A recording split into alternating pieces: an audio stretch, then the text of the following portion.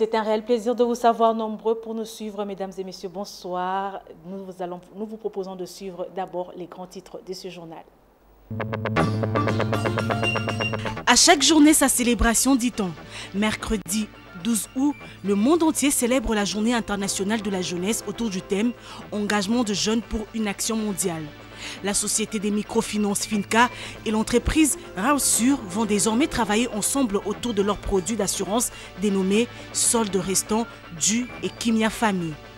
Avant la reprise des activités physiques et sportives sur toute l'étendue du territoire de la RDC, les dirigeants sportifs demandent à tous les athlètes de passer au Centre national de médecine du sport pour les examens.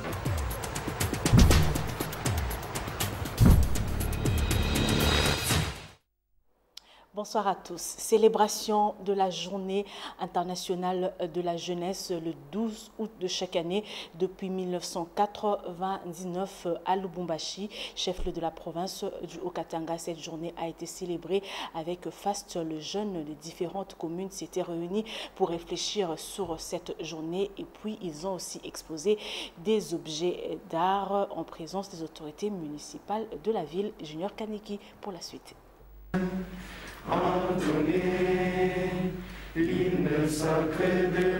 Sous le thème « L'engagement des jeunes pour le développement de la RDC » choisi au niveau national, la Journée internationale de la jeunesse a été célébrée ce mercredi 12 août 2020 à Lubumbashi. Plusieurs jeunes des différentes communes du chef-lieu de la province du Haut-Katanga se sont réunis dans la grande salle de l'hôtel Lubumbashi en présence des autorités politico-administratives, notamment les bourgmestres de la commune annexe Rémi Moussensé Moukoma et beaucoup d'autres invités.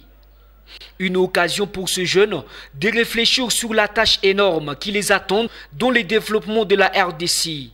Au cours de ces assises, les jeunes ont exposé différents articles d'art, fruits de leur savoir-faire. En retour, les autorités municipales présentes ont promis leur soutien aux jeunes louchois dans le souci d'encourager ce dernier dans l'entrepreneuriat. Je crois qu'au niveau de la ville, même au niveau de la commune annexe, il y a des endroits où on peut commencer à collecter tous ces déchets et les emmener là-bas. Je crois que ce sera notre contribution. Toutes les communes vont mettre à votre disposition des déchets. Un motif de satisfaction pour l'organisateur. Quelques ingrédients pour que la jeunesse puisse prendre davantage conscience par rapport à ce que le développement de ce pays attend de cette jeunesse. Et en répondant à notre invitation, nous avons essayé de parler de la manière dont cette jeunesse doit s'engager et nous avons rappelé à cette jeunesse qu'est-ce que les autorités attendent d'elle. Qu'est-ce que le développement de ce pays attend de cette jeunesse. Et de l'autre côté, c'était par rapport aux autorités. Nous avons voulu à ce que les autorités soient en face de la jeunesse, qu'ils écoutent la jeunesse, qu'on puisse rétablir également cette confiance entre la jeunesse et les autorités. Engagement de jeunes pour une action mondiale est le thème retenu cette année pour la célébration de la Journée internationale de la jeunesse. Patricia Bassouamwanda revient sur les objectifs de cette journée dans le monde, en particulier en République démocratique du Congo. Que l'ONU célèbre son 75e anniversaire et qu'il ne reste plus que 10 ans pour faire du programme de développement durable une réalité pour tous, la confiance dans les institutions publiques s'érode. Au niveau international, dans un monde de plus en plus polarisé, le système international de gouvernance traverse actuellement une crise de légitimité et de pertinence. Cette crise est enracinée dans la nécessité de renforcer la capacité du système international à agir de concert et à mettre en œuvre des solutions aux défis des menaces pressantes telles que la pandémie de la Covid-19 et les changements climatiques. Permettre l'engagement des jeunes dans les mécanismes politiques formels accroît l'équité de processus politiques en réduisant les déficits communautaires, contribue à des politiques meilleures et plus durables, également une importance symbolique qui peut contribuer davantage à restaurer la confiance dans les institutions publiques. Ainsi, ce thème, au niveau mondial, cherche à mettre en lumière l'engagement des jeunes face à travers ces trois volets, à savoir un engagement au niveau local et ou communautaire, un engagement au niveau national, tel que la formulation de lois, politiques et leur mise en œuvre, et enfin un engagement au niveau mondial. Mais il faudra savoir qu'alors que le monde est secoué par la pandémie de la Covid-19, les jeunes innovateurs réagissent face à ces virus grâce à des innovations à fort impact social dans le monde entier. Des initiatives sont en cours de développement pour générer et apporter un soutien aux populations à risque ou aux populations touchées par cette pandémie. Selon l'Organisation internationale du travail, plus d'un jeune sur 6 se trouve sans emploi en raison de la Covid-19. 188 pays ont imposé des fermetures d'écoles à l'échelle nationale, touchant plus de 1,5 milliard d'enfants et de jeunes. La proportion des jeunes sans emploi, sans études ni formation est restée élevée dans le monde au cours des 15 dernières années et se situe désormais à 30% pour les jeunes femmes et 13% pour les jeunes hommes. Et justement, à l'occasion de la célébration de la Journée mondiale de la jeunesse, Ndaye Ilambochi est allé à la rencontre de Clester Mboma, qui est un jeune entrepreneur congolais. Suivez. Clester Mboma est un entrepreneur congolais depuis 6 ans. Il dirige une entreprise spécialisée dans l'infographie et dans la vente de fournitures de bureaux. Son début n'a pas été facile. Je suis propriétaire de cette boîte que vous voyez. Et malgré le vent et marées, on se bat. Les difficultés, il y en a autant. D'abord, il y a une concurrence. Je dirais peut-être déloyale parce que nous, les jeunes Congolais, nous souffrons par les financements. Il fallait épargner autant d'années, 110, 25, pour arriver à ces moments. Puis les expatriés qui viennent avec d'autres facilitations politiques ou militaires ou quoi que ce soit, et qui nous mettent pas à l'aise en fait. Son souhait est de voir le gouvernement central de la RDC promouvoir l'entrepreneuriat des jeunes. Mon premier souhait est que la jeunesse congolaise, en tout cas, africaine en général, puisse être conscient au moins de ce que nous vivons et ce qu'on peut faire. Les États africains doivent prendre en charge la jeunesse pour que l'histoire avance. Sinon, nous allons fonder notre économie sur les expatriés qui, eux, ne stockent pas leur argent chez nous et puis le pays va toujours tourner en rond. Les pays africains vont toujours tourner en rond. Clester Mboma emploie plus de 8 personnes dans sa boîte. Suite à la pandémie de la Covid-19, seulement 3 personnes font le service minimum. Ces jeunes entrepreneurs doivent servir de modèle à la jeunesse congolaise. Nous allons maintenant parler de la situation épidémiologique de la Covid-19 en République démocratique du Congo. Au mardi 11 août 2020, le cumul des cas est de 9 489 cas, dont 9 488 cas confirmés et 1 cas probable. Au total, il y a eu 224 décès, 223 cas confirmés et 1 cas probable et 8 363 personnes guéries. 35 nouveaux cas confirmés, dont 22 au Nord Kivu, 7 dans le Haut-Katanga, 3 dans le Haut-Ouélé, 2 au Nord Ubangi et 1 à la Chopo. 267 échantillons testés, aucun nouveau cas pour le cas confirmé. 51 nouvelles personnes sont sorties guéries de la CETECO et de patients suivis à domicile, dont 39 à Kinshasa et 12 dans les autres provinces. Les 17 provinces touchées en RDC, Kinshasa, la capitale, reste à la tête avec 7 780 cas, suivis de la province du Nord Kivu, 472 cas, Congo central, 424 cas, au Katanga, 314 cas, Sud Kivu, 295 cas, Lualaba 88 cas, Ituri 73 cas, Ouélé 39 cas, Chopo 26 cas, Kwilu 6 cas, Nord Ubangi 6 cas, Équateur 6 cas, Sud Ubangi 5 cas, Olomami 5 cas, Olomami 1 cas, Kasai 1 cas, Kwango 1 seul cas. Et puis, sachez aussi que le président de la République, Félix Antoine Tshisekedi Tshilombo, a accordé hier une audience au ministre de l'enseignement primaire et technique ainsi que son adjoint. Donc, il s'agit donc de Willy Bakonga et Didier Bidimbu qui ont accompagné 2 délégations de syndicats de l'enseignement en République démocratique du Congo. Il s'agit donc des enseignants du Congo Sieko qui étaient conduites par Cécile Tshilombo. Les détails avec nos confrères de la presse présidentielle. Suivez. Chose promise, chose due, le chef de l'État, Félix Antoine Tshisekedi Tshilombo, a eu une séance de travail ce mardi 11 août 2020 dans son cabinet de travail à la Cité de l'Union africaine avec le Sénécat et le SIECO en présence du ministre de l'EPST Willy Bakonga et son adjoint Maître Didier Boudjimbou. Cela suite à la réaction de Madame Cécile Tshilombo, secrétaire générale du syndicat des enseignants du Congo, au sujet des mots qui rongent le secteur éducatif. C'était lors de la tournée de ce lundi 10 août 2020, lors de la relance de la reprise des activités scolaires et académiques le lundi dernier. Au menu, le paiement des nouvelles unités, la caisse de retraite, la mutuelle de santé des enseignants et la nébuleuse problématique du service de contrôle et paie des enseignants. Le président de la République met un point d'honneur à tout ce qui concerne, n'est-ce pas, la vie de l'enseignant. En payant, en réajustant le salaire des enseignants, en payant les non payés, ça 32 000 enseignants non payés, ça montre clairement que le président de la République a toujours l'idée de valoriser la fonction enseignante. Puisque vous savez, les enfants, pour nous, c'est la pépinière, c'est la relève, n'est-ce pas, de demain, et qu'il est très important que cette jeunesse soit bien préparée. Cécile Tshilombo, secrétaire générale du SIECO, s'est dit satisfaite et déclare avoir obtenu gain de cause à l'issue des échanges avec le président de la République. Être reçu par le chef de l'État pour pouvoir poser directement le problème de l'enseignant était l'une des exigences des enseignants. Chaque fois que nous avons eu à intervenir dans des médias, nous avions exigé la réception du banc syndical et des vrais syndicats par le chef de l'État.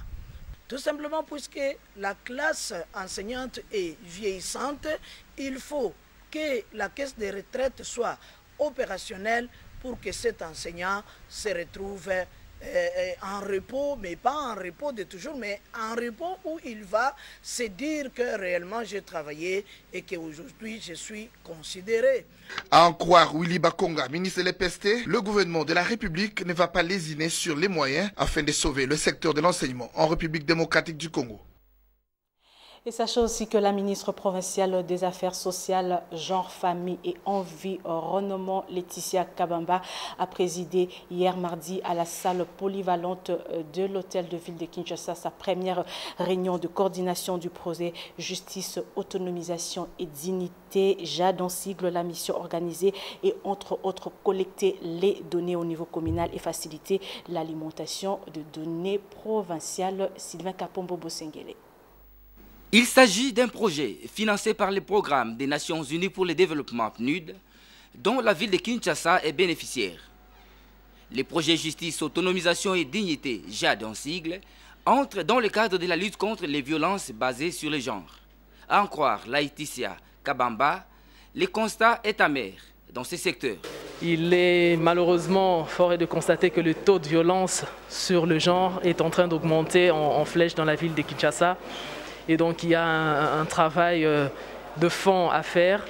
Et pour ce faire, d'ailleurs, je peux déjà annoncer qu'au niveau de la ville de Kinshasa, sur instruction du gouverneur, nous allons installer 30 points relais qui seront l'équivalent des CISM, des centres intégrés des systèmes multisectoriels, afin de travailler très efficacement, qui sera installé auprès des bases des communautés dans différentes communes. Et bien 30, c'est vrai, c'est insignifiant. Mais c'est déjà un très grand pas parce qu'actuellement nous n'avons que 4 CISM, donc 4 centres au niveau de Kinshasa. Donc nous allons déployer tous ces points relais qui vont travailler, comme j'ai dit, de façon multisectorielle. Il y aura le volet médical, psychosocial, judiciaire et ensuite la réinsertion. Pour la ministre provinciale des Affaires sociales, genre, famille et environnement, l'état des droits doit absolument s'appliquer en protégeant les victimes et punir sévèrement les auteurs de ces actes de violence commis à l'égard des femmes. Finca RDC et Rasure, deux sociétés, l'une leader dans la microfinance et l'autre première compagnie d'assurance vie du pays, ont scellé un partenariat autour de produits d'assurance sol restant dus et Kimia Famille. La cérémonie a eu lieu hier mardi à la direction générale de Finca en présence de José Moussangana et José Mbélibélé. Réduire la pauvreté en offrant des services de finances durables et adaptés aux besoins de Congolais, C'est la vision commune que partagent Finca RDC et Resur Life qui ont signé un partenariat autour de 2 produits d'assurance vie visant à accroître l'accès des Congolais au microcrédit en toute sérénité. Ainsi, dans le cadre de notre offre de produits de crédit et d'épargne, nous avons travaillé à proposer à notre clientèle une assurance devant couvrir les soldes restants dus des crédits octroyés en cas de décès d'emprunteurs et une seconde offre d'assurance en faveur des épargnants et leurs ayants droit pour couvrir les frais d'obsèques en cas de décès. Le solde restant dû est appelé dans d'autres contrées l'assurance crédit emprunteur ou décès emprunteur. Il viendra simplement couvrir l'endettement de l'emprunteur face à l'institution de crédit en cas de décès. Ce qui, convenons-nous, représente une véritable avancée vers l'inclusion financière durable pour l'ensemble des Congolais. Le produit Kimia Famille, lui, est proposé par Resur Life et viendra également couvrir les frais d'obsèques, tout particulièrement du défunt ou d'un membre de sa famille, et ainsi éviter à la famille déjà éplorée de s'endetter encore plus pour accompagner le disparu vers sa dernière demeure. Grâce à ce partenariat, les clients qui contractent un crédit auprès de Finca bénéficient désormais d'une couverture systématique du risque en cas de décès. Parlant de la justice militaire dans ce journal, le procès en appel dans l'affaire lieutenant-colonel Serge Mavinga Kumbu et consort devant la haute cour militaire. Le prononcé du verdict est prévu pour le 21 août 2020. À l'audience de ce mardi, la haute cour a reçu la plaidoirie de partie a déclaré clos les débats avant de prendre la dite affaire en délibéré. Sylvain Kapombo Boussengele pour les détails. Après plusieurs audiences de la haute cour militaire siégeant au degré d'appel dans l'affaire lieutenant-colonel Serge Mavinga et consorts, la dite affaire a été prise en délibéré ce mardi 11 août 2020. La haute juridiction militaire a tout d'abord reçu la plaidoirie des parties au procès. Le ministère public, l'organe poursuivant, a dans son réquisitoire demandé à la cour de confirmer l'œuvre du premier juge en condamnant le lieutenant-colonel Mavinga Serge à 30 mois de servitude pénale principale pour non-dénonciation d'une infraction commise par un justiciable des juridictions militaires et détention illégale d'armes et munitions de guerre, et à la peine capitale s'agissant du prévenu Mbiavanga Mbutanik pour meurtre. La défense du prévenu lieutenant-colonel Mavinga Kumbu Serge a plaidé non coupable son client. On peut trouver quelqu'un avec l'arme à la cité, mais il n'aura pas l'autorisation même du premier président de la République. Donc c'est pour dire que ce sont les usages et coutumes de l'armée. Pourquoi, Monsieur le Président, lorsque nous allons dans les règlements que prévoit l'article 9 là-bas, nous avons le cours de logistique. Donc, ce domaine de la logistique, c'est un domaine qui détient les armes, qui a comme munition de garder donc les armes et munitions, pour ne citer que c'est là, parce que nous sommes dans le domaine des armes. Le verdict de la haute cour militaire est donc attendu pour le 21 août 2020. Et nous allons maintenant ouvrir la page sportive de ce journal. Bientôt, ça sera la reprise des activités à la Ligue de football de Kinshasa, Lifkin. 11 sigles pour se faire des dispositions sont prises pour une belle entame de cette compétition à travers la capitale Papikatasi Rigomulupo. Pour la saison 2020-2021, la Ligue de football de Kinshasa annonce déjà les couleurs. Parmi les priorités des priorités, on insiste sur la formation, la promotion et l'encadrement des arbitres. Dans cette optique, la Lifkin a déjà une idée. La Lifkin a, chaque année en début de saison, organisé une série d'activités, dont celle qui consiste à former les nouveaux arbitres. C'est ce que nous allons déjà faire dès ce jeudi, 13 août, à partir de 15 h à l'école Lodja, située dans la commune de Kassavubu. Et nous demandons à tous les jeunes, filles et garçons, dont l'âge varie entre 18 et 30 ans, de pouvoir prendre contact avec le secrétaire provincial de la Ligue de football de Kinshasa au numéro 099 99 99 99 2 à la fin pour procéder à leur inscription. Les conditions sont simples. Il y a avoir 18 ans au minimum et 30 ans au maximum. Et la deuxième, c'est être détenteur d'au minimum d'un diplôme d'État. Si vous ne réunissez pas ces conditions, ça ne sert à rien de venir nous déranger, de venir nous perturber. Je communique aussi que la formation est gratuite. La LIFKIN prend tout en charge. Pour la suite, la Ligue de football de Kinshasa compte se doter des moyens pour réussir ses paris, qui n'est pas des moindres. Nous vous l'annoncions au sommaire de ce journal, le Centre national de médecine du sport que dirige le docteur Nguye Béréné s'est dit prêt à accueillir les athlètes de clubs pluridisciplinaires pour les tests médicaux de pré-saison. C'est donc à l'occasion de la réouverture des installations sportives qui va intervenir à partir du samedi 15 août 2020. Patrick Borel-Mukendi et Rigom Lopo reviendront avec détails dans nos prochaines éditions. Nous allons prendre les condensés de l'actualité africaine avec nos partenaires de la Voix de l'Amérique. Le président guinéen Alpha Condé a fixé au 18 octobre la date de l'élection présidentielle, un scrutin très attendu alors que son éventuelle candidature est contestée par l'opposition. Son parti politique, le RPG, l'a désigné comme candidat la semaine dernière, mais il n'a pas encore indiqué s'il allait ou non se présenter. Au Mali, les forces de l'ordre ont dispersé mercredi matin à Bamako des manifestants nocturnes qui avaient prolongé un rassemblement organisé la veille par l'opposition pour réclamer la démission du président Ibrahim Boubacar Keïta. Au Burkina Faso, Souebou Sissé, le grand imam de Djibo, a été enlevé mardi soir par des individus non identifiés qui avaient intercepté le car dans lequel il regagnait Djibo après un séjour à Ouagadougou. Importante ville du nord du pays, Djibo est en proie à des attaques djihadistes de plus en plus récurrentes. Au Zimbabwe, Nick Mangwana, le porte-parole du gouvernement, a affirmé dans un entretien qu'il n'y a pas de crise dans le pays en dépit de la répression des opposants. Selon des économistes, le pays traverse une crise économique catastrophique qui se traduit par une inflation galopante et des pénuries de nombreux produits de première nécessité. Complétons maintenant l'actualité de ce mercredi 12 août 2020 avec le parution de journaux. C'est dans une sélection et commentaire de Polydor Ngaziami, place à la revue de presse.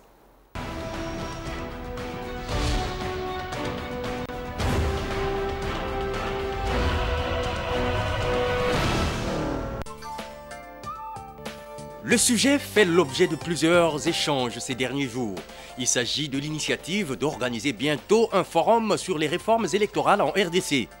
Des discussions autour d'un agenda commun qui sera bientôt adopté ont été au cœur de la récente rencontre entre la société civile et les 13 personnalités qui ont lancé l'appel du 11 juillet 2020 en faveur d'un consensus national autour des dites réformes, rapporte au Forum des As. Les deux parties se sont convenus d'organiser bientôt une réunion technique en vue de concilier leurs vues sur une feuille de route commune, indique le journal. Quant aux négociations FCC Cash que le bi-hebdomadaire L'Objectif évoque, le secrétaire général AI de l'UDPS, Augustin Kabouya, dit ne pas reconnaître un seul instant où ils se sont retrouvés pour évoquer leur reprise. Tout de même, tempère-t-il, il y aura un temps où ils vont reprendre les discussions. Cependant, poursuit l'Objectif, il note que l'affaire Ronsard-Malonda est un sujet qui ne devrait plus figurer à l'agenda des dites discussions. Situation économique de la RDC, la stabilité est au rendez-vous, peut-on lire sur les pages de l'agence congolaise de presse. Le comité de conjoncture économique a apprécié cette stabilité de la situation économique en RDC à l'issue de sa réunion du mardi 11 août tenue au siège du gouvernement sous la direction du Premier ministre. Selon Baudouin Maillot, vice-premier ministre en charge du budget, écrit l'ACP, cette stabilité est la conséquence des efforts fournis par les institutions de la République et la population. Du côté de la Banque centrale du Congo, le gouverneur a été interpellé, signale le vrai modérateur. Il l'a été lundi 10 août par la police judiciaire des parquets pour s'expliquer sur la traçabilité de 100 millions de dollars américains payés en 2015 par les opérateurs miniers. Une somme qui n'aurait pas été perçue par la DGI. Parlant du même sujet, le libre débat fait remarquer que Deogracias Mutombo avait refusé de se présenter pour des raisons qui demeurent encore inconnues. Mais selon des sources concordantes et dignes de foi, écrit-il, ce dernier aurait sollicité l'intervention du chef de l'État Félix Tshisekedi pour lui éviter de répondre à l'invitation. Les mêmes sources renseignent également que le président de la République a répondu par un niet et sommé Deogracias Mutombo de se soumettre à la justice. Enfin, dans le secteur de l'électricité, signale la prospérité, l'on va vers la libéralisation du secteur. Le signe annonciateur qui, selon le quotidien, marque un tournant historique dans la marche du ministère des Ressources hydrauliques et électricité, c'est la prise de fonction hier 11 août 2020 des nouveaux mandataires au sein de l'autorité de régulation du secteur de l'électricité ARE et de l'Agence nationale de l'électrification et des services énergétiques en milieu rural et périurbain, ANSER. Bonsoir.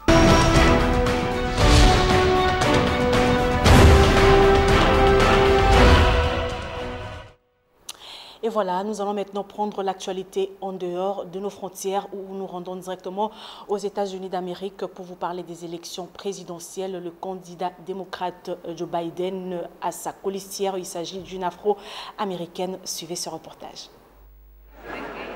Elle sera l'autre visage des démocrates pour la présidentielle. La sénatrice Kamala Harris, 55 ans, a été choisie par Joe Biden comme colistière pour le poste de vice-présidente en vue de défier Donald Trump lors de la présidentielle américaine. L'annonce a été faite ce mardi par le candidat démocrate. Fille d'immigrés jamaïcains et indiennes, Kamala Harris a ouvert beaucoup de portes. Elle a été la première femme et première afro-américaine à être élue procureure générale de Californie, l'État le plus peuplé du pays, avant de devenir sénatrice. En cas de victoire des démocrates, elle deviendrait ainsi la première femme vice-présidente. Et alors que Joe Biden, 78 ans, a laissé entendre qu'il ne ferait qu'un mandat, Kamala Harris ne serait alors qu'à un pas du sommet du pouvoir. C'est un signal fort donné par Joe Biden aux États-Unis. S'il remporte la présidentielle du 3 novembre prochain face à Donald Trump, les Américains auront pour la première fois de leur histoire une femme afro-américaine comme vice-présidente. Kamala Harris a été choisie par le candidat démocrate comme colistière, mais les premières, cette fille d'immigrés jamaïcains et indiennes, y est habituée. Kamala Harris a déjà été la première femme et première afro-américaine à être élue procureure générale de Californie avant de devenir sénatrice. Parmi ses réussites, la création d'un programme offrant aux primo-délinquants l'abandon des poursuites en échange d'une formation professionnelle ou encore la création d'un portail internet rassemblant les données judiciaires sur les violences commises par la police. Mais en Californie, certains reprochent aussi à Kamala Harris de ne pas être allée assez loin, comme lorsqu'en 2015, elle s'était abstenue de se prononcer sur une proposition de loi visant à rendre systématiques les enquêtes indépendantes en cas de violence policière. Avec une colistière 20 ans plus jeune, Joe Biden, 77 ans, peut espérer mobiliser les jeunes et l'électorat afro-américain dans des États stratégiques. Il choisit aussi pour l'épauler une ex-procureure réputée dure face à un adversaire, Donald Trump, qui veut apparaître comme le candidat de l'ordre. Voilà, ainsi prend fin ce journal. Nous allons prendre les rappels des titres. À chaque journée, sa célébration, dit-on. Mercredi 12 août, le monde entier célèbre la Journée internationale de la jeunesse autour du thème « Engagement de jeunes pour une action mondiale ». La société des microfinances Finca et l'entreprise Rausur vont désormais travailler ensemble autour de leurs produits d'assurance dénommés soldes restants, dus et Kimia Famille. Avant la reprise des activités physiques et sportives sur toute l'étendue du territoire de la RDC, les dirigeants sportifs demandent à tous les athlètes de passer au Centre national de médecine du sport pour les examens.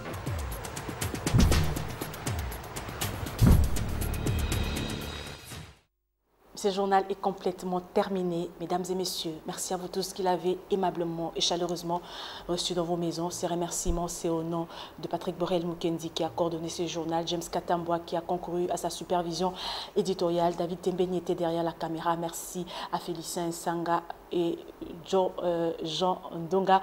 Le prochain journal, c'est donc demain à 7h30. Vous retrouverez Patricia Molengo Mbolekouni à 16h. Le journal en ligne à la Jenny Tamboué et Sylvain Kapombo Bosengele vous présentera la grande édition des 19h. Portez-vous bien et excellente suite de programme sur nos antennes. Au revoir.